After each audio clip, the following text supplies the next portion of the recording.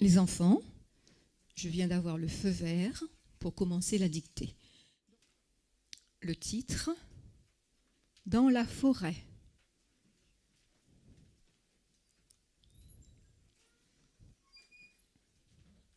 Dans la forêt.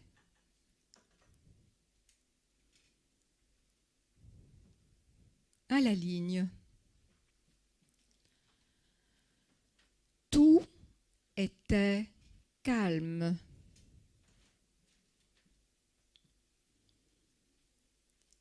Tout était calme.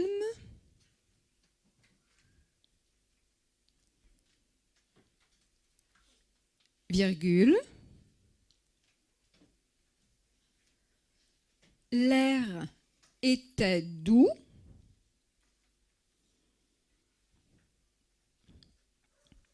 L'air était doux.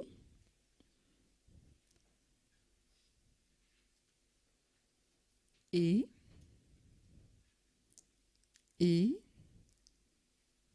virgule. Autour d'elle,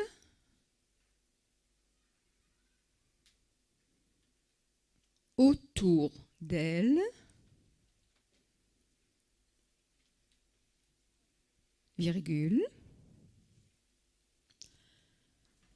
une centaine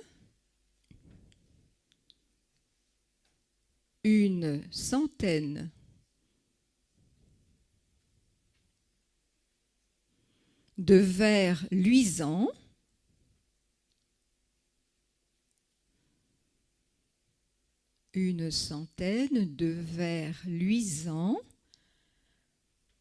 brillaient.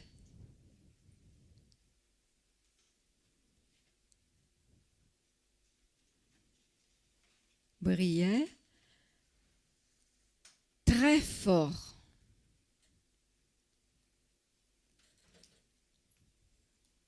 Très fort.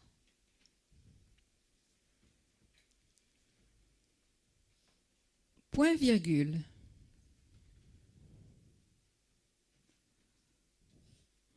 Lorsqu'Élisa toucha.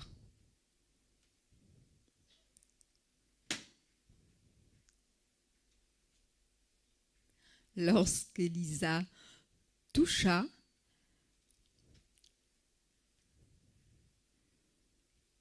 délicatement.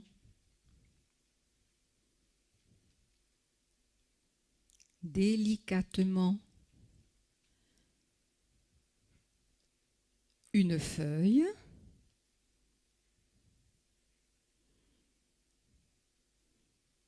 Une feuille, virgule.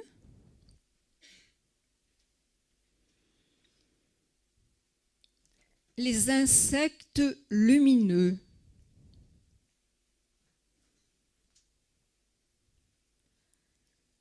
Les insectes lumineux tombèrent. Les insectes lumineux tombèrent.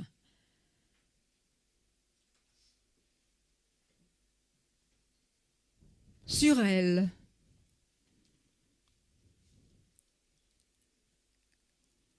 Sur elle. Comme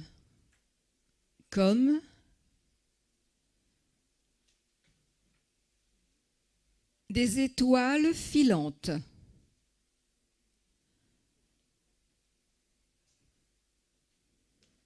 Des étoiles filantes.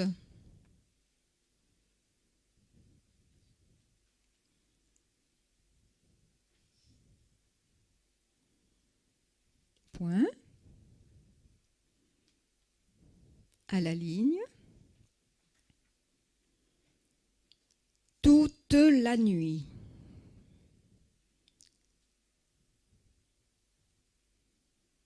Toute la nuit.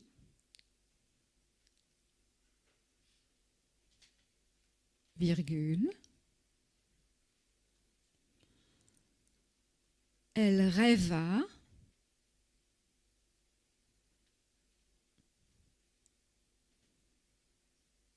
Elle rêva de ses frères. Elle rêva de ses frères.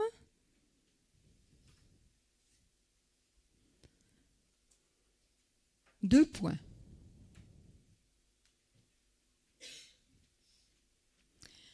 Ils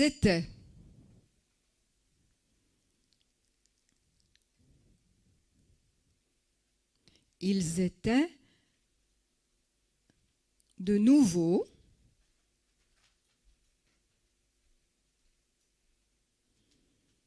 nouveau enfants.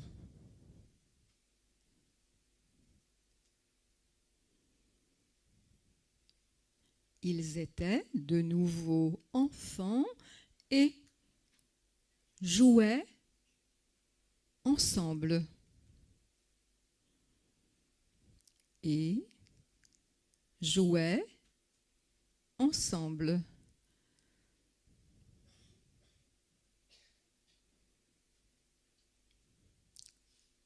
Point. Fin de la dictée pour les CM1. Nous continuons avec les CM2 à la ligne. Lorsqu'elle se réveilla,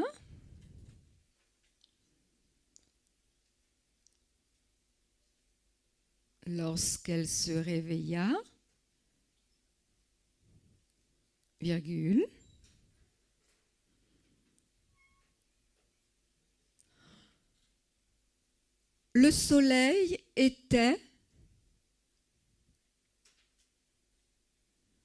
le soleil était déjà haut dans le ciel. Le soleil était déjà haut dans le ciel.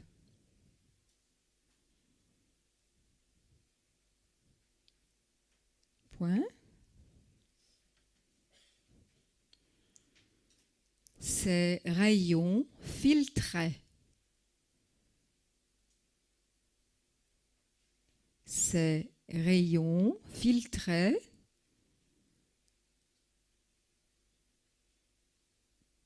par endroits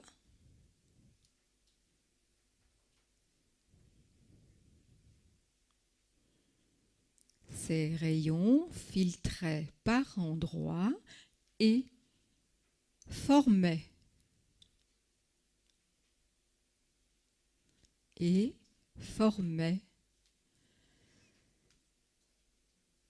un voile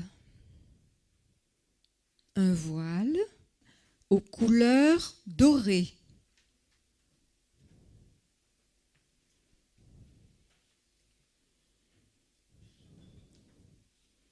Un voile aux couleurs dorées. Point virgule. La verdure dégageait.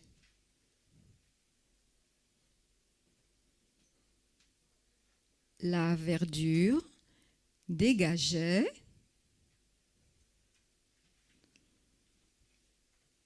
un doux parfum. Un doux parfum. Point. Elle entendit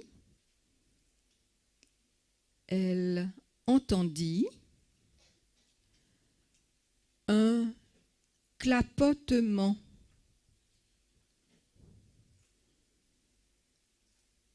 Un clapotement. Deux points.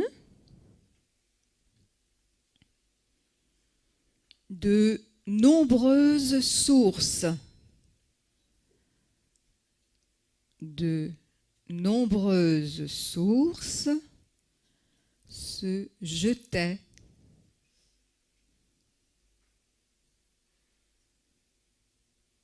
dans un lac. De nombreuses sources se jetaient dans un lac.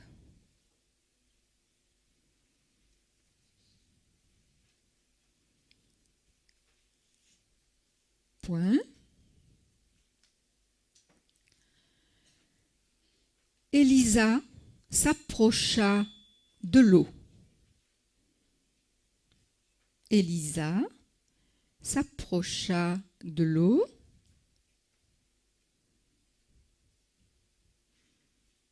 Deux points.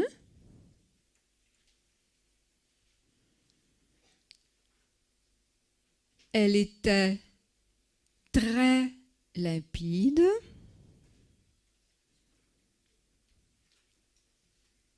Elle était très limpide.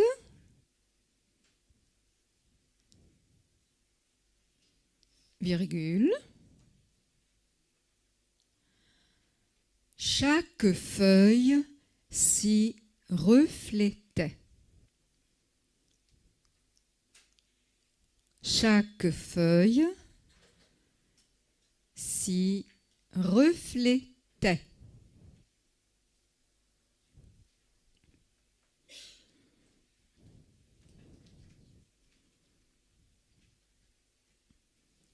Point final. Je vous laisse écrire à nouveau une petite phrase qui ne sera pas comptée pour la dictée, mais qui servira à départager les candidats en cas d'ex-aequo. C'est-à-dire que si Pierre a le même score que Marie, comment faire? Il faut un premier, il faut un deuxième. Donc, on a prévu une petite phrase qui sera corrigée à ce moment-là, uniquement en cas d'ex-aequo, pour départager. D'accord? Alors, sautez une ou deux lignes sur votre copie. Écoutez la phrase que je vais vous dire. Est-ce que, ça je sais que tout le monde sait écrire. Est-ce que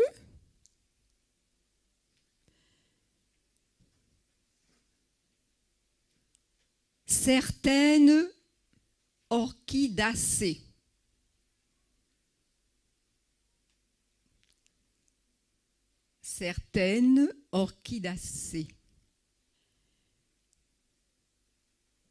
Qu'est-ce que j'avais dit avant?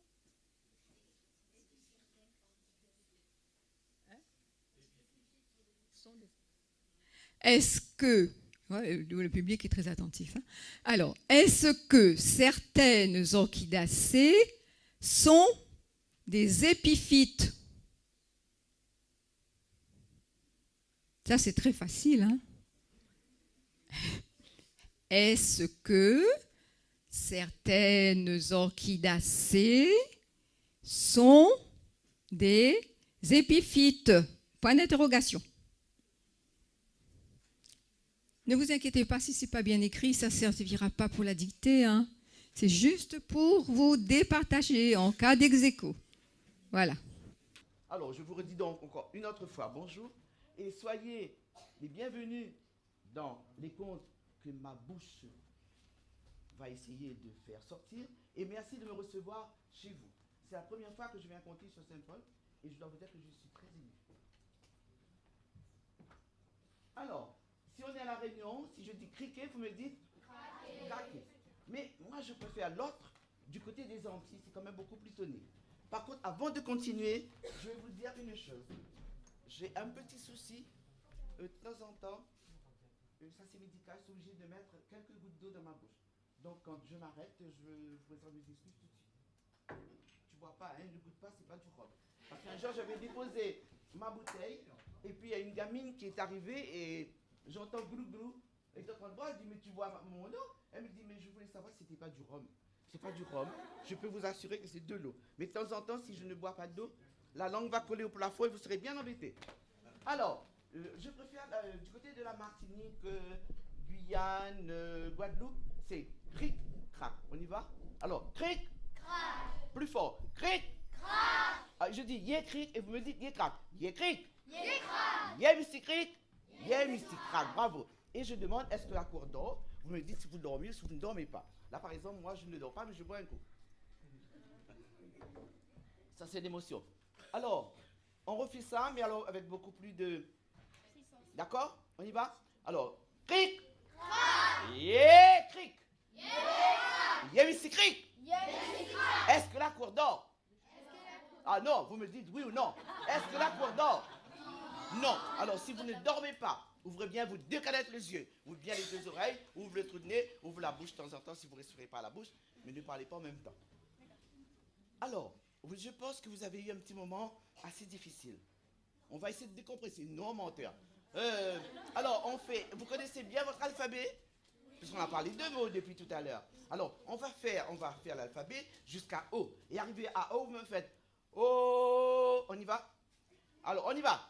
A, B, C, D, E, F, G, H, I, J, K, L, M, N, O, O, t'es là, mais à guêpe, t'es là, pique la tête, mon volaille. Ça va? On y va? Allez. Oh, oh, t'es là, mais à guêpe. Vous savez pas la chanson? Mais c'est pas vrai. Qu'est-ce que c'est que ce bon petit marmaille créole qui connaît pas ça? Alors, il y a des bonnes personnes qui veulent chanter avec moi. Alors, on y va. Oh, vous faites oh au moins. Oh, oh, t'es là, mais à guêpe. T'es là, pique la tête, mon volaille. La tête, mon volaille, il était piqué par la mais à guêpe. Oh, t'es là, mais à guêpe. T'es là, pique la tête, mon volaille. La tête, mon volaille, il était piqué par la mais à guêpe. Vous savez que ce sont des choses qui arrivent. Je ne vous raconte pas l'aventure qui m'est arrivée. Je suis entré dans mon jardin. 15 jours avant, je m'étais fait piquer le dos. Et là, je rentre, je regarde partout, je me dis, on va aller quelque part. Mon mari, lui, sort toujours avec un balai et une bombe. Mais là, j'arrive pas à ça. J'avais mes deux chiens derrière moi. Et j'arrive dans le jardin. Je regarde, pas de guêpe. Je vais donc ramasser les fruits de la passion. Marmaille, tout d'un coup. Oh, ça fait mal. Et vous savez où ça? Là, sur mon derrière, côté gauche. J'ai couru, j'ai marché sur les chiens. Les chiens, caille, caille, caille, caille. Et moi, tous les trois, on est partis en courant. Et pendant 3 jours...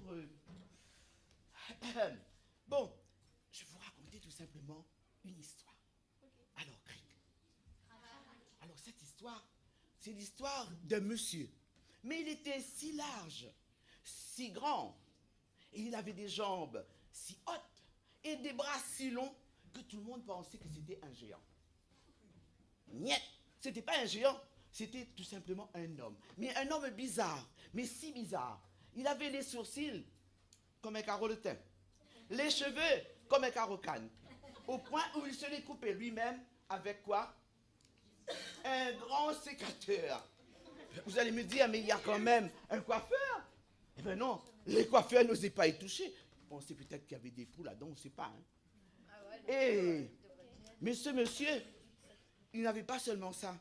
Il était surtout, mais triste, triste à pleurer. Il ne disait jamais, jamais un mot. Au point où tout le monde lui a donné, bien sûr, vous savez comment sont les gens, un surnom, on l'a appelé sans parole. Et sans parole, eh bien, il s'est fait une maison, là-bas, juste à la lisière de la forêt. Une maison à sa mesure, avec des fenêtres hautes et des portes hautes, juste pour lui. Mais malheureusement, il a aussi une fille qui s'appelle Fleurbelle. Mais Fleurbelle, quand elle veut arriver au poignet pour ouvrir ou fermer les portes, elle est obligée de monter sur un tabouret. Et pendant qu'elle monte sur le tabouret, moi je surveille pour qu'elle ne tombe pas et je bois un peu d'eau. Et c'est comme ça que Fleurbelle, eh ben, elle avait son papa. Mais des fois, le soir, sans raison, elle ne comprenait pas pourquoi. Elle pleurait et elle gémissait. Mais pourquoi mon papa est-il si grand? Mais pourquoi mon papa ne me dit jamais un mot? Mais c'est pas possible. Et il y avait, de temps en temps, ou plutôt tous les jours, une dame qui venait. C'était la vieille Madame Alice. Et Madame Alice, elle venait là pour faire un peu de ménage et la cuisine. Et quand elle voyait le géant, elle dit au géant, qu'est-ce que je fais aujourd'hui? Une pizza? Des tomates farcies? Il la regardait d'un air furieux, il haussait les épaules, il sortait de la maison. Et vous allez me dire, mais Fleur Belle là-dedans. Fleur Belle, mais elle faisait tout ce qu'elle pouvait pour plaire à ce père qui n'existait pas. Elle allait dans la forêt, elle a ramené des bouquets fantastiques. Mais elle a ramené des notes magnifiques, ces notes. Sans parole, ne voit rien. N'entend rien, ne comprend rien. Elle se dit, ben c'est comme ça, je vais changer de tactique. Et c'est comme ça qu'elle retourne dans la forêt. Elle rapporte cette fois-ci des bouquets tordus. Les orties, vous savez, ça pique, ça craque. Et à l'école, elle rapporte des notes affreuses. Papa ne voit pas, papa n'entend pas.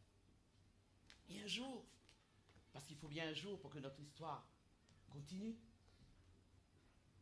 Fleur Belle est là, assise dans la cuisine avec Madame Alice. Elle dit, Madame Alice, je ne comprends pas. Mon père, il n'a jamais appris à parler? Ou alors, peut-être que ses mots sont usés? Madame Alice regarde, pousse un soupir et dit, oh, ma pauvre Fleur Belle, si tu savais. Mais ton père, au contraire, c'était un homme très bavard. Mais il riait tout le temps. Et même, le dimanche, il allait danser. Mais le jour où tu es venu au monde, ce jour-là, ta mère, elle en est morte. Et ton père est devenu muet. On dit dans le village qu'il a ramassé tous les mots, il a mis dans un panier et est allé jeter là-bas au fond de l'étang. Sitôt, Madame Alice partit, qu'est-ce qu'elle fait d'après vous, Fleur Belle? Eh bien, elle va dans la forêt. Et elle se dit, je vais aller trouver le panier de mots de mon père. Ça, je le veux. Elle rentre dans la forêt. Mais l'étang, elle ne sait pas où se trouve l'étang. Et là, elle voit attaché à un piquet un mouton noir. Mouton, s'il te plaît, tu sais où est l'étang? Il dit, ben, il la regarde. Il se dit, mais un étang pour une petite fille, c'est dangereux. Mais c'est la fille de ce méchant géant. Mais regardez, je suis attaché là du matin jusqu'au soir. Et c'est comme ça tous les jours, à un piquet. Mais tant pis, je vais lui dire. Et il dit, ben si c'est par là, tu vois ce petit chemin. Et effectivement, elle a suivi le petit chemin.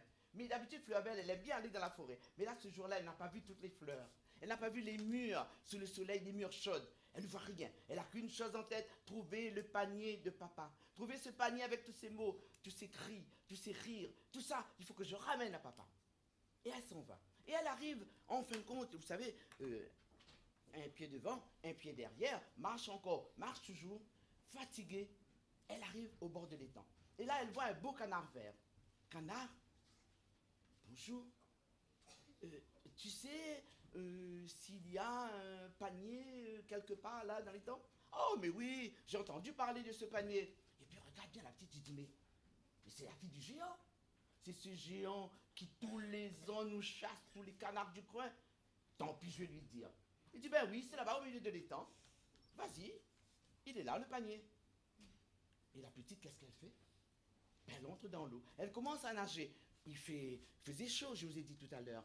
Et l'eau est fraîche, c'est agréable. Elle nage, mais elle est petite. L'étang s'étale sur quelques kilomètres quand même. Et elle commence à grelotter, elle commence à être fatiguée. Et quand elle arrive presque au milieu, elle voit une carpe, une vieille carpe grise. Carpe, essoufflée, s'il te plaît, c'est où? Tu n'aurais pas vu un panier? Oh, mais si, le panier est là au fond de l'étang. Et la carpe qui se dit, mais c'est une petite fille. Elle va se noyer. Après tout, tant pis, je vais lui dire, hein. C'est quand même la fille du géant. Tous les jours, il pêche le poisson et puis il nous mange. Et la petite, qu'est-ce qu'elle fait? Elle pique. Et elle descend. Mais au moment où la petite disparaît, tout de suite, il regrette. Il court, pardon, c'est un poisson. Il nage jusqu'au rivage. Ah oui, non, déjà vu, hein. Dans les contes, tout existe. Même des poissons qui coincent sur deux pattes. Et le poisson arrive et voit le canard. Il dit, canard. Hein, vous voyez là? Ah ben oui, c'était les deux pattes qui se cassent. Et le poisson...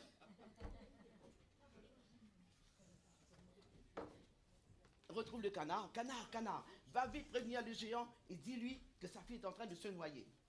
Et alors le canard, bien sûr, vous savez, le canard, cette fois, c'est pas un cochon, mais le canard vole. Et puis, et atterrit juste devant le mouton. Mouton, mouton, mouton. S'il te plaît, va vite dire au géant que sa fille est en train de se noyer.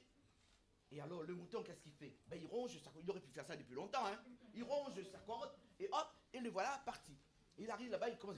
Ben, ben, ben. Il est essoufflé et il met le bon moment devant la porte jusqu'à ce que le géant sorte. Et puis le géant qui le regarde. Et là, il dit, géant, ta fille est en train de se noyer.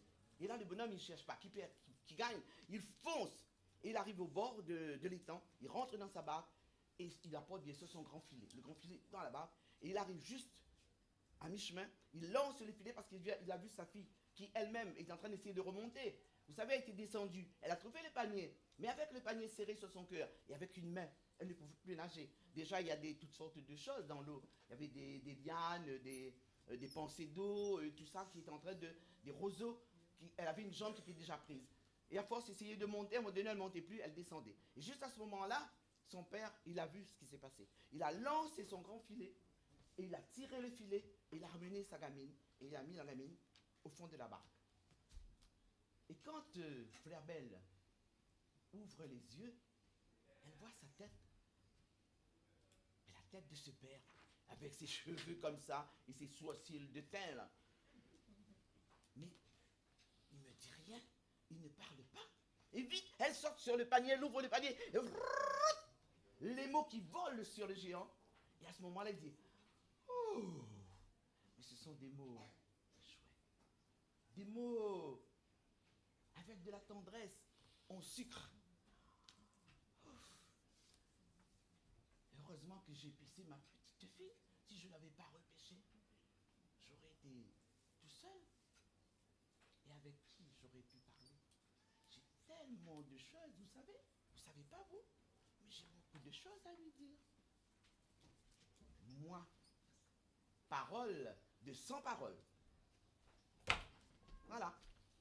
On se termine.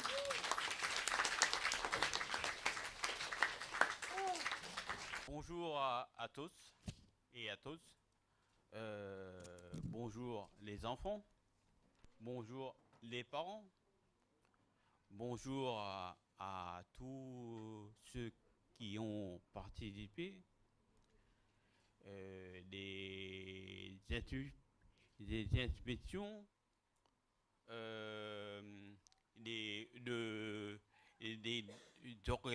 d'organisateurs de CETAS. Je suis heureux de vous recevoir aujourd'hui dans cette mairie.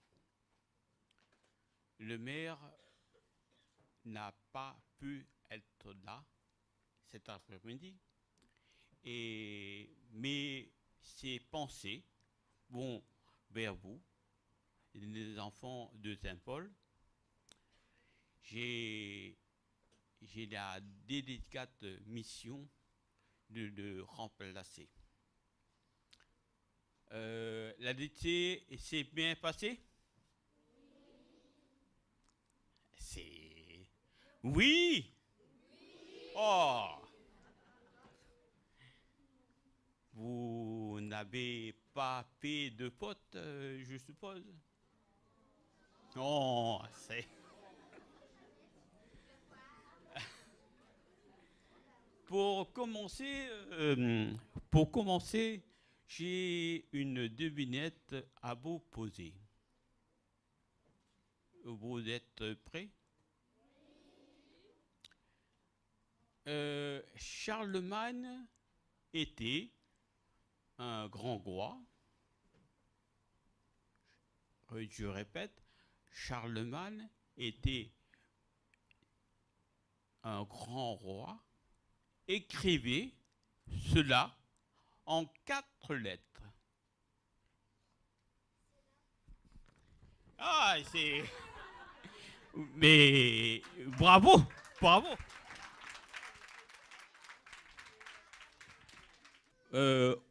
Bonne continuation et bonne chance à tous et à tous. Hein? Voilà. Et Alors, je ne vais pas être longue parce que je sais que ce qui vous intéresse, hein, vous, surtout les enfants, c'est le résultat. Hein, ce n'est pas un grand discours. Mais je rappelle quand même et je remercie surtout tous ceux qui sont autour de moi là, parce que je ne suis pas seule. Seule, on ne peut rien faire. Hein. Je suis présidente d'une association et les membres du conseil d'administration sont là autour de moi et ce sont eux qui font le travail, pas seulement moi. Hein. Bon. Donc, ce que je voulais dire, c'est que si nous avons aujourd'hui ce bon moment où l'orthographe est à l'ordre du jour. C'est tout simplement parce qu'il y a 8 ans, la responsable de la mairie de Saint-Paul nous a demandé un jour, lorsqu'on est venu se présenter à elle, nous a dit, moi ce que je veux, c'est que les enfants de Saint-Paul progressent en orthographe. Débrouillez-vous, on sait que vous êtes une association et donc je vous demande de réfléchir à quelque chose pour que les enfants progressent en orthographe. Et c'est pour cela que vous êtes là aujourd'hui. C'est que nous avons conçu donc cette action où dans toutes les écoles de Saint-Paul, si les enseignants le veulent, eh bien, il y a une dictée qui arrive chaque semaine, par une radio, par la radio que vous avez là aujourd'hui, et tous les élèves de CM1 et CM2 peuvent faire une dictée. Et tous les enseignants peuvent savoir quels sont les progrès que vous faites chaque semaine. Et cela se répète pendant 3 semaines. La 4e semaine, il y a une dictée de contrôle. Et c'est là qu'on voit ceux qui ont fait des progrès, ceux qui ont encore besoin d'en faire, et ceci pendant toute l'année scolaire. À la fin, eh bien, vos enseignants vont faire la moyenne des 3 dictées finales. Et c'est celui qui aura la meilleure note qui viendra représenter son école aujourd'hui. Et c'est pour cela que vous êtes là. Et vous êtes déjà des champions. Et je vous dis un grand bravo.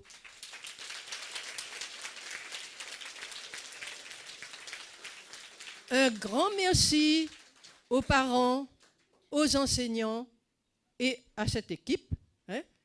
C'est grâce à tout ce monde-là qu'on est là aujourd'hui. Et maintenant, eh bien, je vous laisserai tranquille. Et puis je dis à l'année prochaine pour ceux qui seront en CM2, n'est-ce pas?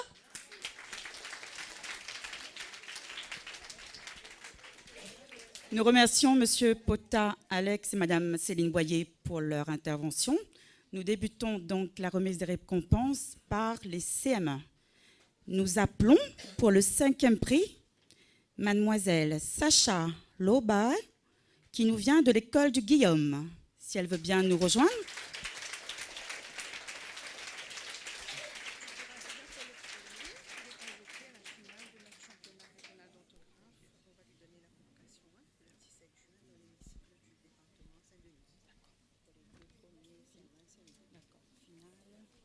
Merci, Sacha. Nous appelons pour le 4e prix Monsieur Loïc Sincère, qui nous vient de l'école Hermitage-les-Bains.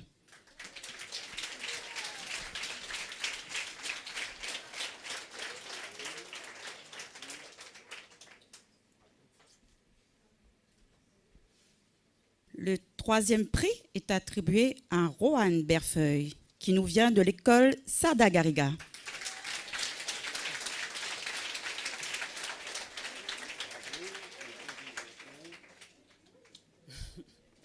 Nous appelons à présent la vice-championne pour les CM1, mademoiselle Anna Beno-Pelté, qui nous vient de l'école Montroquefeuille.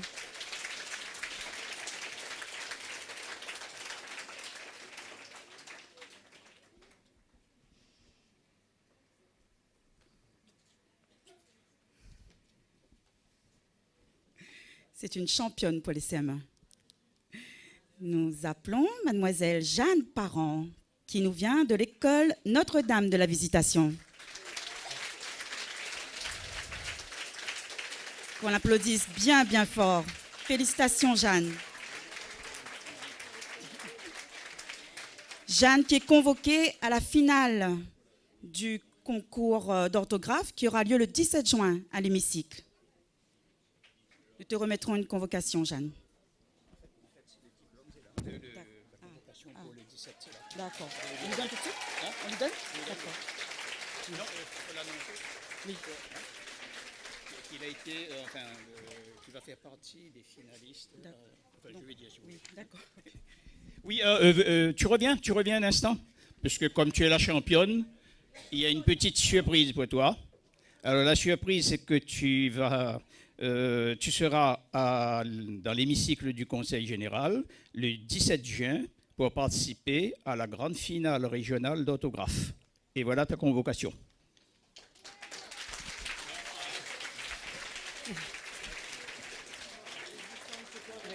Nous applaudissons bien fort les primés pour le CM1. Nous poursuivons avec les CM2 et nous appelons pour le 5e prix Romane Van de Waal qui nous vient de l'école Saint-Charles.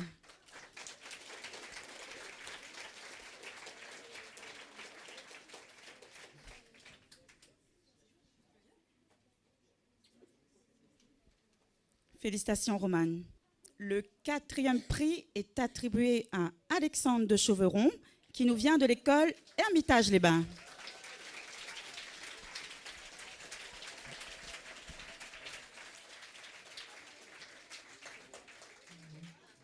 Alors, Alexandre, comment on se retrouve?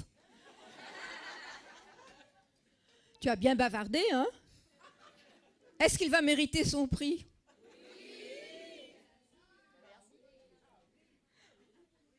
Voilà des copains qui sont vraiment solidaires. En tout cas, moi, je te félicite parce que bavarder, écrire, réfléchir, ça, c'est une prouesse vraiment exceptionnelle.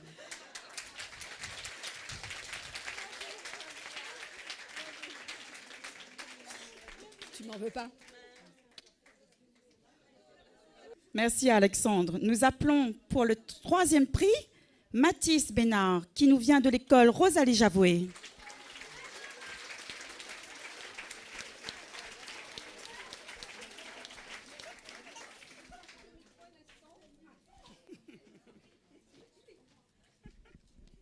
Alors, Mathis, tu sais, c'est avec un immense plaisir que j'ai l'honneur de te remettre ce prix.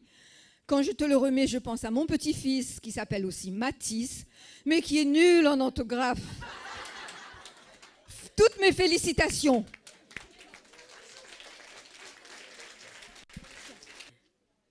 Et nous avons une vice-championne pour le CM2. J'appelle Sarah Graro, qui nous vient de l'école Grand Fond. Nous l'applaudissons bien fort.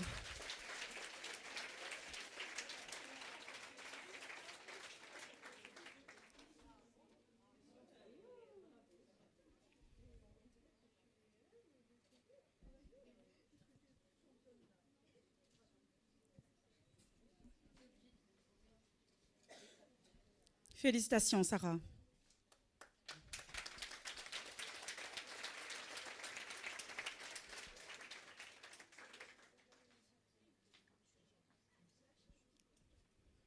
Le vainqueur, le champion pour les CM2, puisque c'est un garçon, c'est Monsieur Elliot Kessori, qui nous vient de l'école Grand Fond.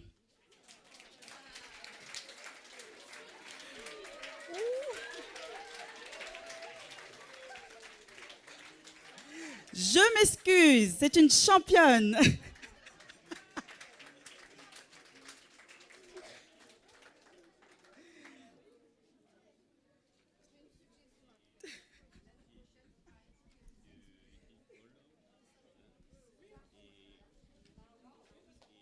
Voilà, donc comme pour le CM1, au CM2 également, la championne sera avec nous le samedi 17 juin au Palais de la Source à Saint-Denis pour la grande finale régionale d'autographe.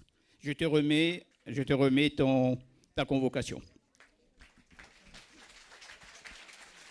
Et elle a fait 0 faute.